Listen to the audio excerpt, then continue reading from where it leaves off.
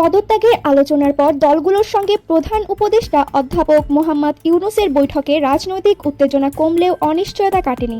সরকার এবং রাজনৈতিক দলগুলো নিজ নিজ অবস্থানে রয়েছে। গত রোববারও প্রধান উপদেষ্টা বেশ কয়েকটি দলের সঙ্গে আলোচনা করেছেন।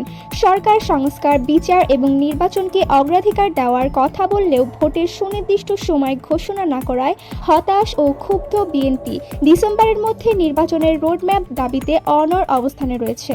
বিএনপির ভারপ্রাপ্ত চেয়ারম্যান তারেক রহমান বলেছেন, ডিসেম্বরের মধ্যে নির্বাচন দিতে হবে। আগামী ডিসেম্বরের মধ্যেও জাতীয় নির্বাচন অনুষ্ঠিত হবে। প্রিয় দেশবাসী, আগামী ডিসেম্বরের মধ্যে আপনারা জাতীয় নির্বাচন অনুষ্ঠান যাতে অনুষ্ঠিত হয় তার প্রস্তুতি নিতে শুরু করুন।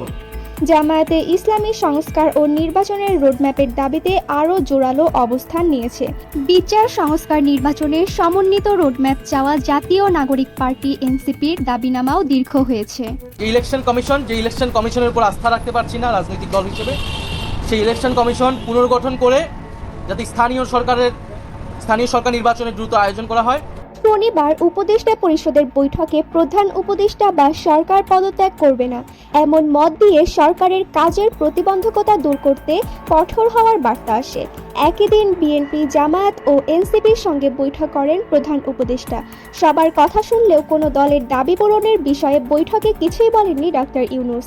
বিএনপি স্পষ্ট করে জানায়, তারা নিরপেক্ষতা হারানো উপদেষ্টাদের পদত্যাগ চাইলেও সরকারের পতন চায় না। বিএনপি যে উপদেষ্টার পদত্যাগ দাবি করছে সেই আসিফ মাহমুদ, সজীব ভুঁইয়াকে প্রধান উপদেষ্টার বৈঠকে রেখে সরকার কঠোর হওয়ারই বার্তাই দিয়েছে। শিগগিরই নির্বাচনী রোডম্যাপ না পেলে বিএনপিও যে কঠোর অবস্থানে যাবে তেমন আভাস তারাও দিচ্ছে। তিন কঠোর শক্তি অবস্থানে থাকলে অনিশ্চয়তা কাটবে না। তাই স্থিতিশীলতার জন্য নির্বাচনের সম্ভাব্য দিনক্ষণ ঘোষণা করাই উচিত বলে মনে করেন মিস্টার রহমান। আফরাতুল ফাতেমা, বার্তাবাহ 24।